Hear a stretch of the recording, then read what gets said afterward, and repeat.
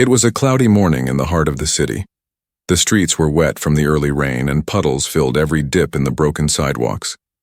Tall buildings lined both sides of the road, and people hurried by with umbrellas and coats avoiding the cold wind. On one corner of the street, an old man stood quietly holding a mop and a bucket. His uniform was faded and his shoes were worn, but he worked with care. He was a cleaner for the city, and though many passed him by without a second glance, he did his job with quiet dignity. He moved slowly, his back slightly bent with age. Every morning before the city fully woke up, he would arrive and begin wiping down the benches, picking up trash, and scrubbing the sidewalk. Today was no different. He didn't expect smiles or thanks. He was used to being invisible. But he always believed that work done with honesty mattered even if no one noticed. Across the street, a luxury car rolled to a slow stop near a puddle. The vehicle was shiny and spotless, standing out like a jewel in the dull gray city. The driver was a rich man, dressed in fine clothes with a designer watch on his wrist. He had just finished a business breakfast at a nearby hotel and was on his way to a meeting. As he waited for the traffic to clear, he noticed the old cleaner on the corner. A smirk grew on his face. He tapped the steering wheel and muttered something under his breath, shaking his head. Without warning, he pressed the accelerator hard. The tires spun through the water, and a wide splash of brown mud flew into the air right in the direction of the cleaner. The old man stepped back too late. Dirty water landed on his pants, shirt, and even his face. His mop handle slipped, falling onto the wet ground. The driver laughed inside the car, a loud, cruel laugh. He didn't say a word. He just watched from behind the tinted window and smiled like it was all a joke. The cleaner stood there for a moment. His hands trembled slightly, not from anger, but from something deeper, an old sadness he had learned to hide. He didn't shout. He didn't curse. He just bent down slowly, picked up his mop, and began wiping his face with his sleeve. But the rich man's laughter stopped suddenly. He hadn't noticed someone else was watching. From across the street, just outside a cafe, a young woman had seen everything. She had been holding a coffee, waiting for her friend to arrive, and her eyes were locked on the scene from the moment the car splashed forward. She wasn't dressed in rich clothes, but she held herself with calm confidence. She didn't look away when the splash happened. She didn't laugh. Her face changed from surprise to confusion, and then to quiet disappointment. The rich man, still sitting in his car, turned his head casually to check the traffic, and his eyes locked with hers. For a brief moment, their eyes met, and in that single moment, something shifted in him. She wasn't shouting. She wasn't recording. She didn't hold up a phone. She didn't say anything. She just stared, eyes steady, as if asking one silent question. Was it worth it? The rich man blinked. His fingers gripped the steering wheel. The smile on his face faded. He suddenly felt exposed, like a mask had been pulled off. He looked away, quickly, and drove off. Back on the sidewalk, the old cleaner continued his work like nothing happened. He rinsed out his mop in the bucket, scrubbed the dirt from the bench, and kept wiping the sidewalk. He had been through worse. Life had never been kind, but he had learned how to stay standing. The woman across the street finally moved. She walked over to the corner where he worked, stepping carefully around the puddles. As she came closer, he looked up, surprised by her presence. "Sir," she said gently, offering him a tissue. That man shouldn't have done that. He took the tissue, slowly, unsure of how to respond. Her voice wasn't loud or pitying. It was soft, like someone speaking to a neighbor or a friend. He gave a small nod. People do what they do. Can't stop them. She looked at his face, still damp from the muddy water, and then at his hands, still holding the mop. "You do good work," she said. "I see you here all the time. You keep this corner clean." The old man smiled faintly. "It's my job. Somebody's got to do it." She paused. "What's your name?" He hesitated for a second, then quietly said, "People just call me Mister." "Well, Mister," she said, her voice kind, "I just wanted to say thank you. I hope more people see the good you do." Then she turned and walked back toward the cafe, leaving behind only the soft echo of her words. The old man stood a little taller after that. He returned to his work with a little more warmth in his chest. It didn't erase the mud, it didn't change the way the rich man acted. But that moment, just a short moment of kindness, meant more than anyone else knew. And as for the man, in the luxury car, his day didn't go the way he expected. He couldn't shake that look, that quiet stare from a stranger who said nothing but saw everything. He didn't know it yet, but something inside him had been shaken.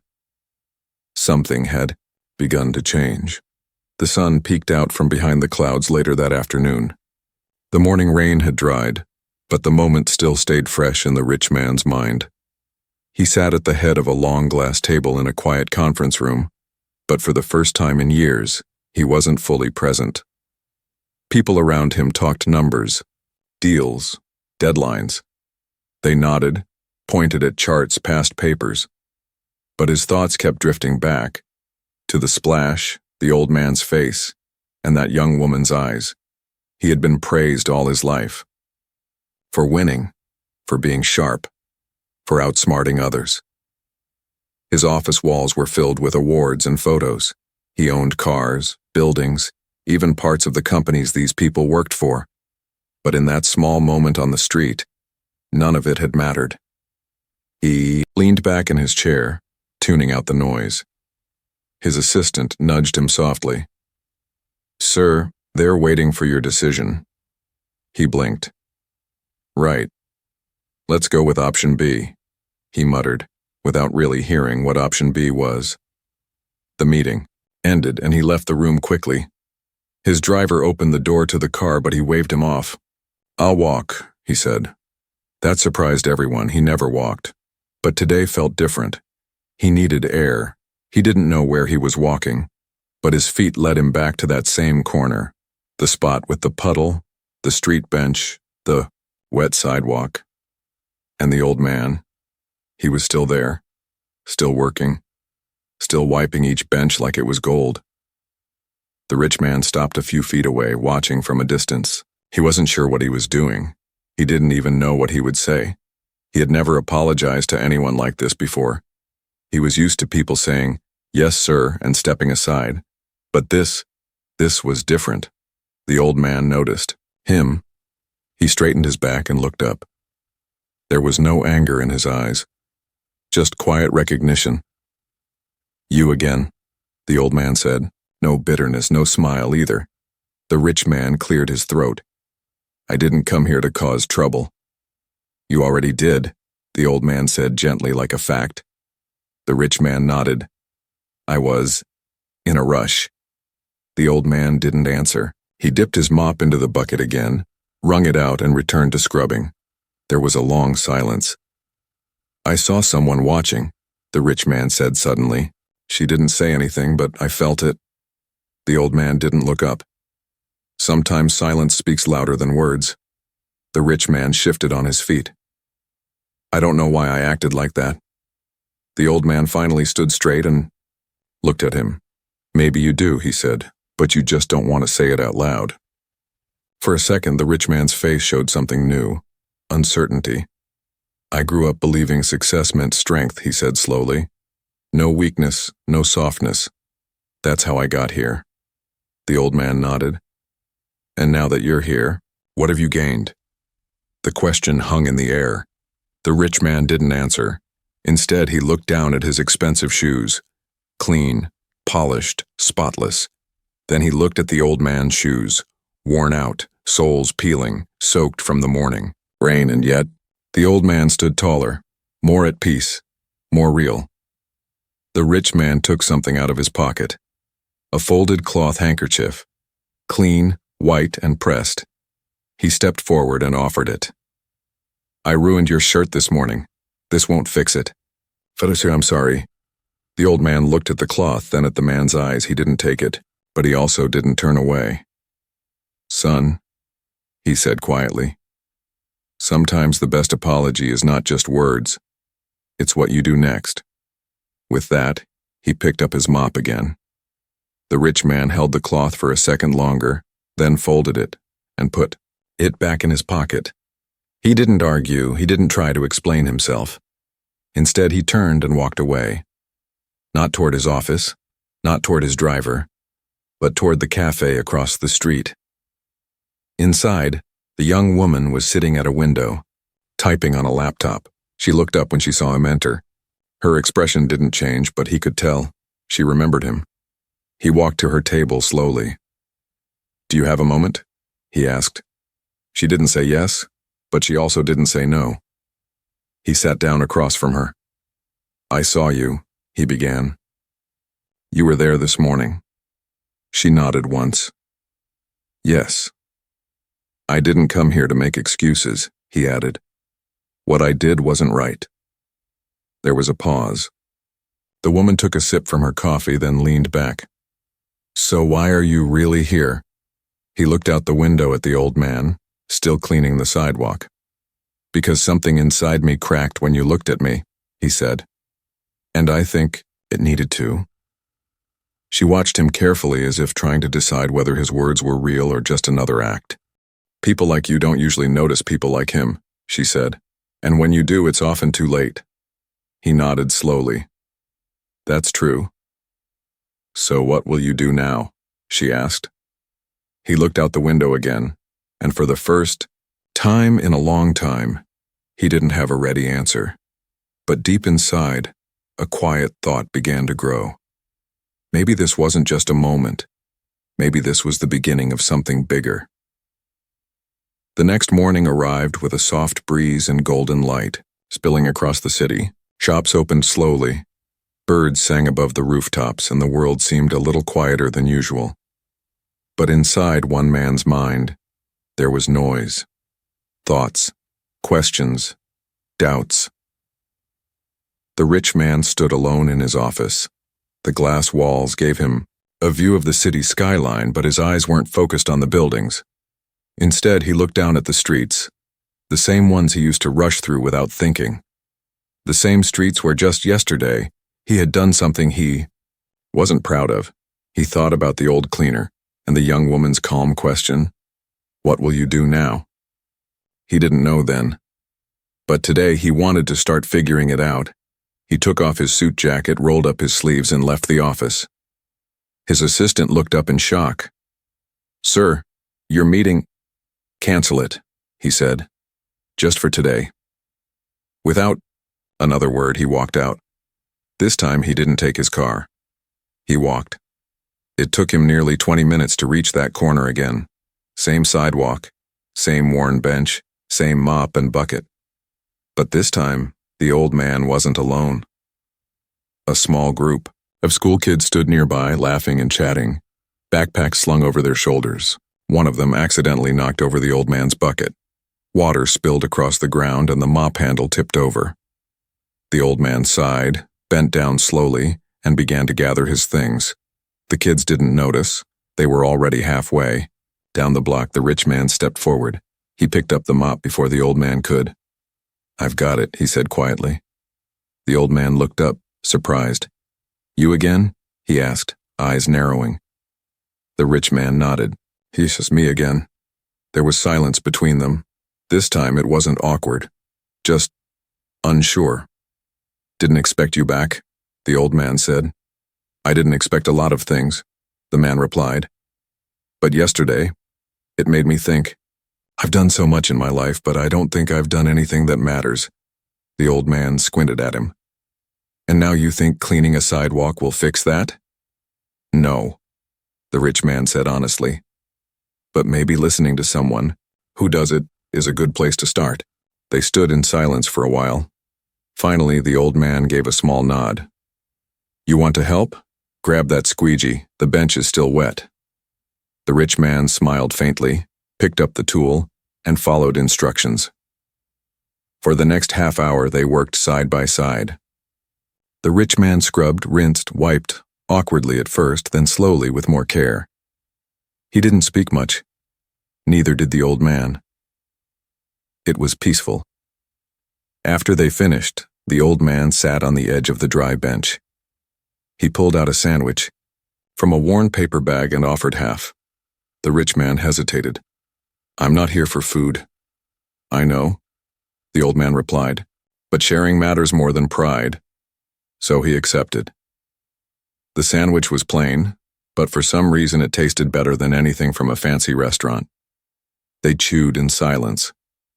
"You work hard," the rich man said finally. The old man gave a half smile. "It's honest work. The city's full of messes. Somebody's got to clean them." "Do you get paid enough?" The old man laughed, quiet but full of truth. "Enough to eat, enough to live. Not enough to fix the roof on my house or buy new shoes." The rich man looked at his feet again. Still the same worn pair. "I want to help," he said. "Not just you, others too." The old man studied him for a moment. "People like you give once, then vanish. I want to do it differently." "Then don't give money," the old man said. "Give time, respect, a voice." The rich man blinked. "A voice?" "There are many people in this city like me," the old man explained. "Invisible, tired, useful but ignored. If someone with your power listens, really listens, it could change things." The rich man leaned back slowly. He wasn't used to hearing truth like this. Most people told him what he wanted to hear, not what he needed to. Suddenly, the woman from the cafe appeared across the street again. She was walking toward them with a small notebook in her hand. "You came back?" she said, eyes on the rich man. "I did," he replied. "And I'm staying," she smiled, just a little. "I'm a journalist," she said. "Local stories. I saw what happened yesterday. I wasn't going to say anything. But now I think maybe I should." The old man looked at her. "What kind of story?" "Not the kind that makes people laugh," she said. "The kind that makes people think." The rich man looked unsure. "I don't want this to be about me." "It's not," she replied. "It's about him," she nodded toward the old man. "And people like him." Then she paused. "But it's also about what happens when people like you decide to do something good. Not for credit, but because it's right." The rich man said nothing. But he nodded, and that was enough. The article was published 3 days later. It wasn't loud or flashy. There were no dramatic headlines or viral videos. Just a clean page on a local community website titled "The Man on the Corner," a story most of us walk past. The young journalist had written it simply with heart. She didn't name the rich man, she didn't focus on the splash. Instead, she told the story of a worker, an older man who cleaned sidewalks with care while the world hurried by. She described his hands, his silence, his pride in wiping down benches most people never noticed. And she included one line that quietly echoed through every reader's mind. Kindness doesn't always come from the rich, but sometimes respect can. The story spread, not through gossip or scandal, but through hearts. Teachers shared it in schools. Office workers forwarded it to friends. One mother printed it and pinned it to her fridge. A teenager wrote a comment. "I see a man like him near our bus stop. I've never spoken to him. Maybe I should." Meanwhile, the rich man read the article, alone in his apartment. He had lived high above the city for years, but now, for the first time, he felt like part of it, not just above it. He folded the article carefully, set it on his kitchen counter, and opened his laptop. No assistants, no meetings. He made a list. Replace the old cleaner's shoes. Speak to the mayor's office about sidewalk cleaners. Start a small fund for street workers in need. Listen more, speak less. It wasn't a grand plan, but it was real. That same day, he returned to the corner with a new pair of shoes tucked in a brown bag. Not expensive ones, just sturdy, waterproof, warm. The kind meant for people who work. The old man was there, as always. Mop in hand, bucket beside him, the rich man approached quietly. "These are for you," he said, holding the bag out. The old man looked at the shoes, then back at him. "I didn't ask for charity." "I know," the rich man replied. "This isn't charity, it's gratitude." The old man studied him. He saw no arrogance, no pride, Just sincerity. He took the shoes slowly. Well, he said softly, these might last me a few winters. Then I'll bring another pair when they don't. They shared a short smile, still unsure but growing. Nearby, a group of high school students passed. One of them pointed toward the old man and said to his friend, "That's the guy from the article." The old man didn't react. But inside, something small and warm sparked. That evening, something unexpected happened. The mayor's office reached out, not to the cleaner, but to the journalist. "We read your piece," the email said. "Would you be open to a short discussion?" It was short, but powerful. 2 weeks later, the city council announced a program, Voices from the Ground. A small group of longtime city workers would be invited to monthly meetings to share ideas, needs, and improvements, starting with sanitation workers, street cleaners, and maintenance staff. One seat on that panel was offered to the man from the corner. At first, he refused. "I just mopped the sidewalk," he said. But the journalist met him again and said gently, "That's exactly why your voice matters." So he agreed. His first meeting was quiet. He didn't speak much, but when he did, every head in the room turned. "I'm not asking for a medal," he said. "I'm asking for soap that doesn't burn our hands, for benches that don't cut, open fingers, for someone to remember that our work keeps this city walking." The mayor nodded. The next week, new gloves and better supplies appeared at cleaner stations across the city. Meanwhile, the rich man didn't stop. He began speaking with his fellow business owners, not to show off, but to invite them in. He asked simple questions. "When was the last time you shook hands with someone who scrubs your building's steps? Do you know the name of the man who takes your trash away?" Some laughed, some ignored him, but a few listened, and one of them, a bakery owner, started offering free breakfast pastries every morning to local sanitation workers. Another quietly slipped grocery vouchers into workers' lockers once a month. And slowly, street corners that once felt forgotten started to feel noticed. One morning, the old man came to his usual spot and found something taped to the bench. It was a card.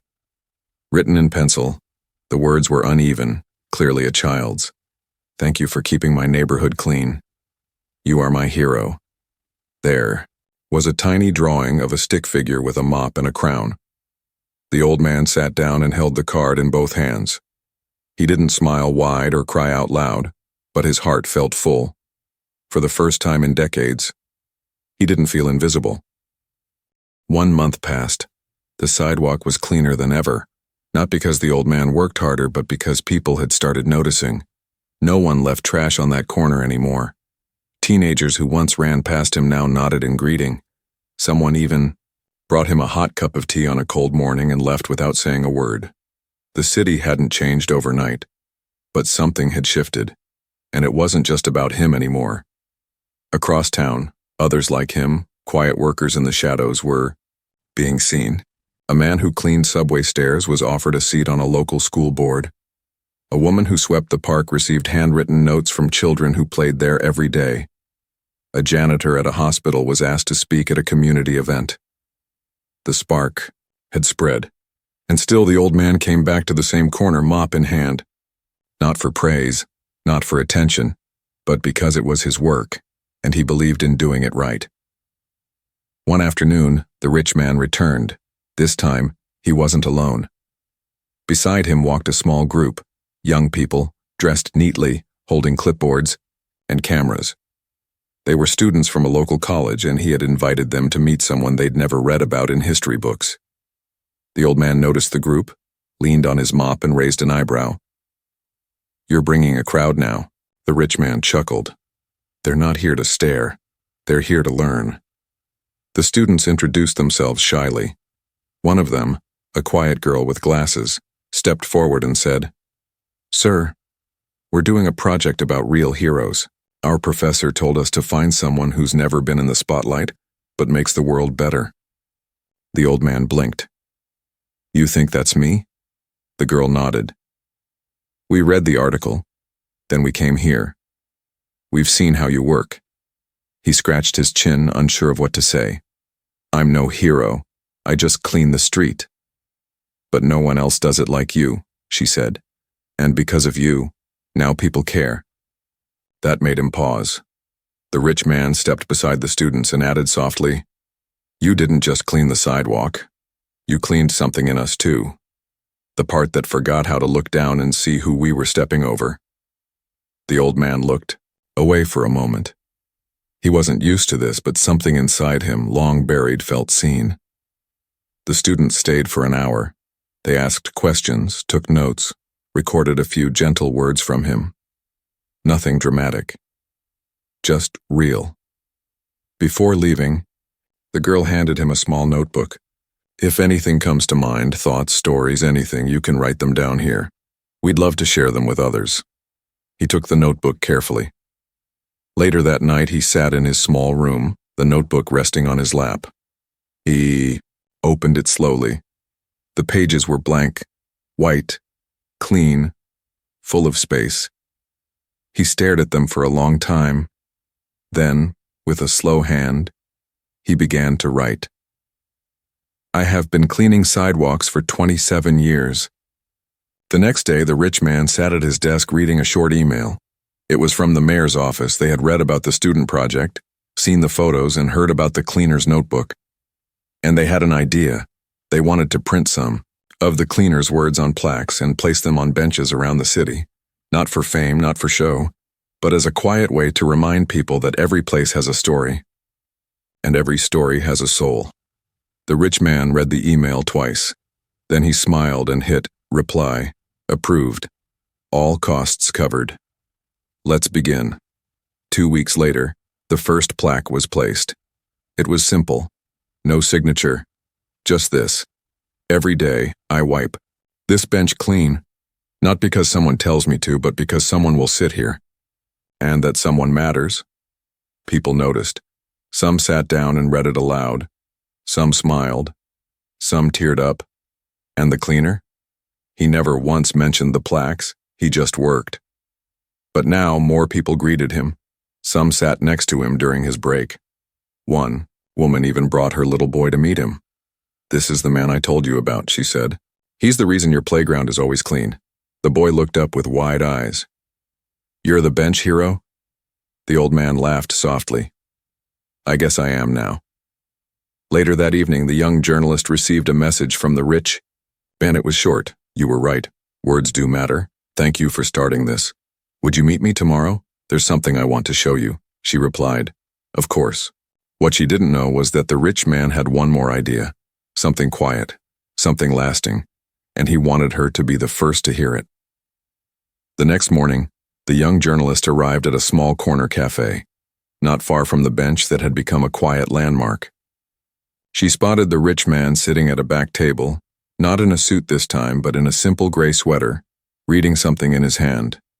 As she approached, he stood up to greet her with a nod. I appreciate you coming, he said.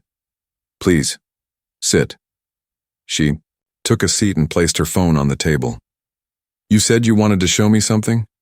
He opened a brown folder and laid out a single sheet of paper. It wasn't covered in numbers or business plans, just a title at the top. The Sidewalk Stories Project. She looked up at him curiously. I've spent my whole life building things, he said slowly. Skyscrapers, hotels, chains of stores. But lately, I've realized something. The most meaningful stories don't live inside tall buildings. He tapped the paper gently. They live on the street, on benches, in mop buckets, on the worn shoes of people no one bothers to know. She leaned in, listening. This project, it's not about me. It's about collecting real stories. From people like the man on the corner. From others like him. People whose voices are soft but steady. She skimmed the page. It was a plan to create small installations across the city. Engraved plaques, murals, voice recordings placed at bus stops, parks, sidewalks, all telling true short stories of unnoticed people. Street sweepers, janitors, cleaners, food stall owners, old delivery men. You want to turn their lives into public stories? She asked. He shook his head. not just stories, reminders of dignity, of how much care goes unseen. She looked up, thoughtful. And you want me involved? You started this, he said sincerely. You saw what I didn't. I need someone who writes not for attention but for truth. She smiled slightly. I'm in, but there's one condition. What is it? We start with him, the man on the corner. The rich man nodded. Already planned. That week they visited the old cleaner again. He was by the bench as usual, wiping off bird droppings and candy wrappers without complaint. When he saw them approaching together, he raised his eyebrows.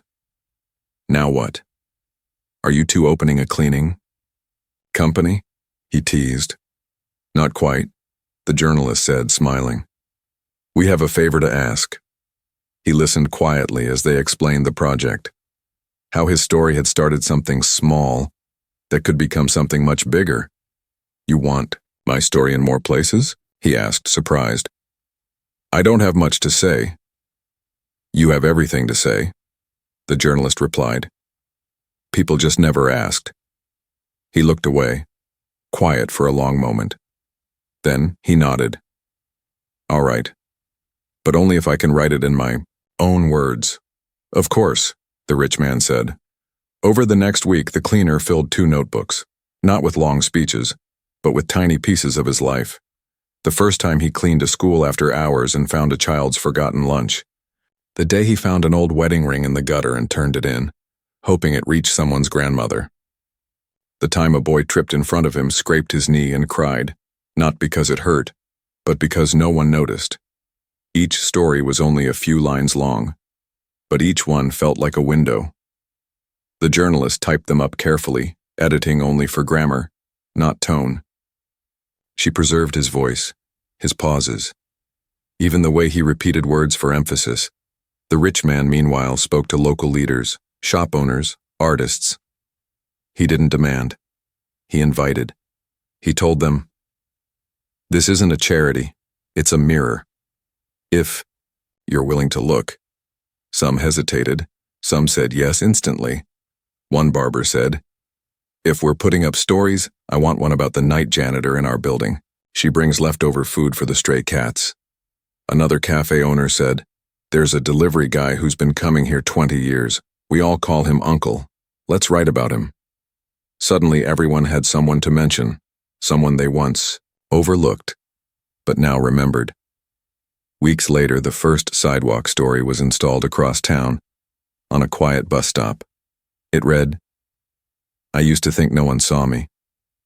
Until one day a little girl smiled and said, you're the man who keeps the world clean. She was 6. She saw what others didn't. The next week, another plaque appeared on a park bench, then one on a grocery store wall, then one in front of a school, with the janitor's story handwritten by a 3rd-grade class. Every story was different, but each one made people stop, read, think, back. At his usual corner, the old cleaner kept working. Nothing about his routine changed, except everything did. Now people greeted him by name. Someone brought him new gloves. A retired artist offered to sketch his portrait for free. And every now and then, someone would sit beside him and say, I read your words today. He'd just nod, mop still in hand. One afternoon he turned to the rich man who had come to check in. You know, the old cleaner said, it's funny. What is? Turns out all it took to be seen was one wrong splash. They both laughed. Not loud, just real. And from somewhere behind them, a child whispered to her mother, That's the benchman, isn't it?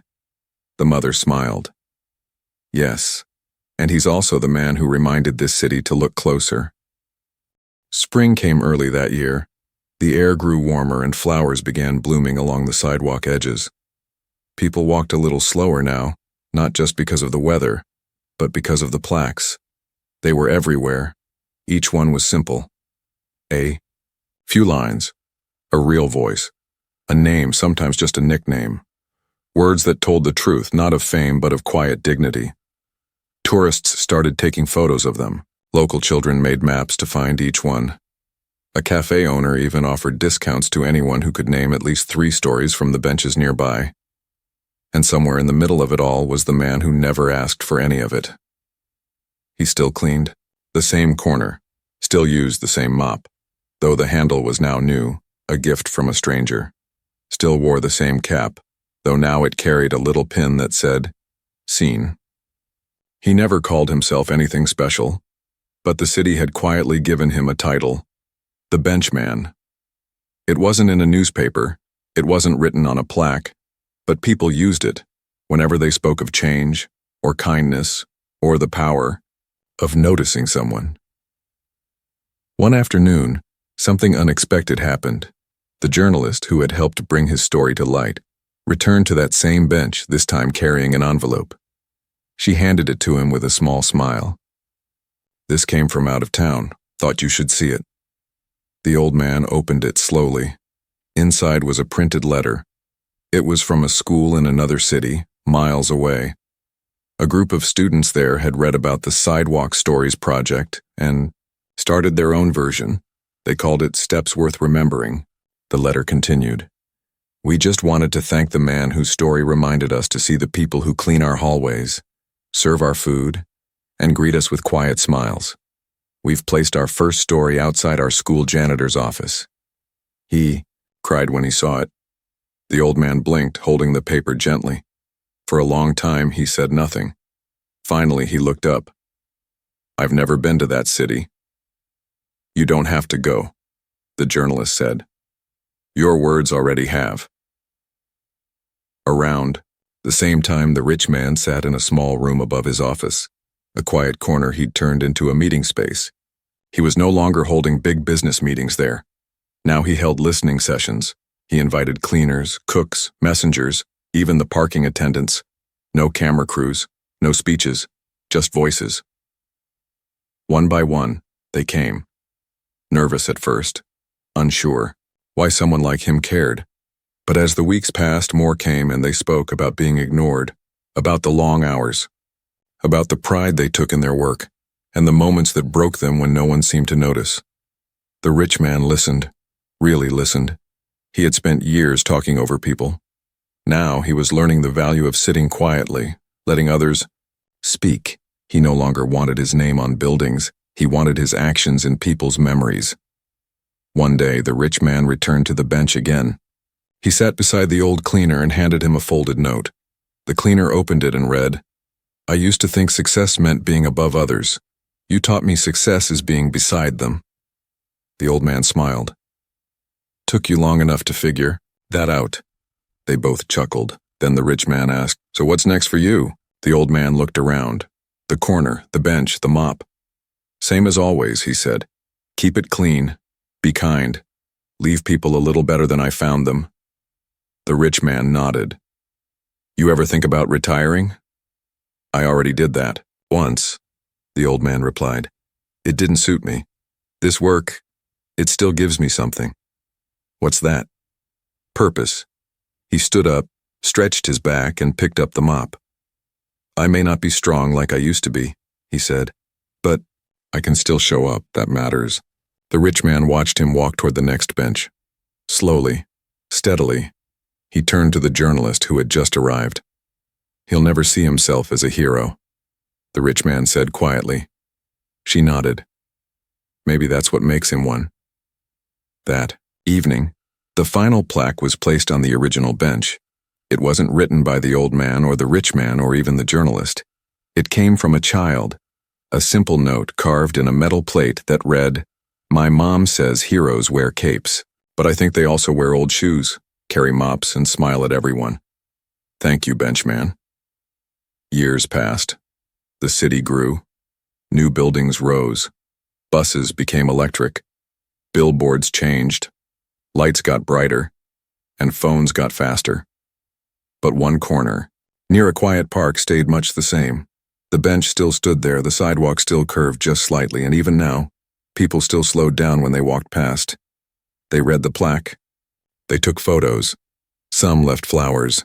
Others just sat quietly, letting the story settle into their thoughts. It had become a small landmark, not for tourists, not for money, but for memory. And though the old man was no longer there with his mop, his presence hadn't left. He had passed away peacefully 3 winters ago in his sleep. No pain, just rest. Word of his passing spread quietly, just like his story once had. The journalist, now working for a national news outlet, wrote one last article. The headline was simple: "The man who cleaned our streets and our hearts." In Why'm It, she wrote. He didn't ask to be remembered, but we remember him anyway, because the sidewalk stayed cleaner after he came, and so did we.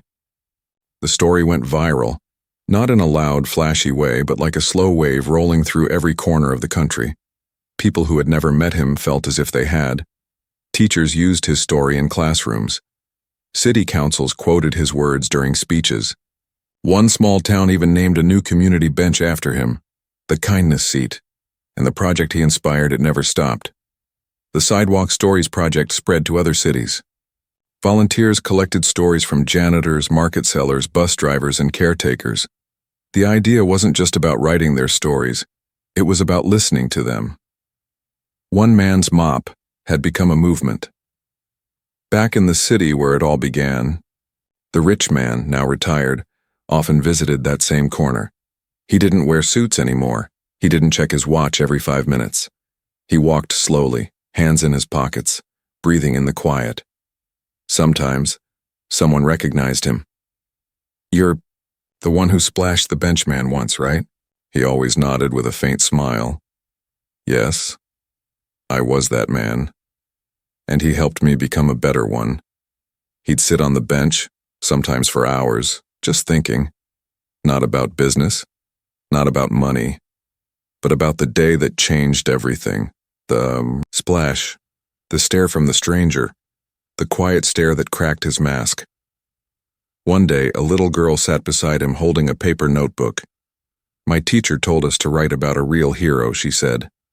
"Everyone wrote about astronauts or soldiers, but I want to write about him." She pointed to the plaque. The rich man nodded slowly. "That's a good choice."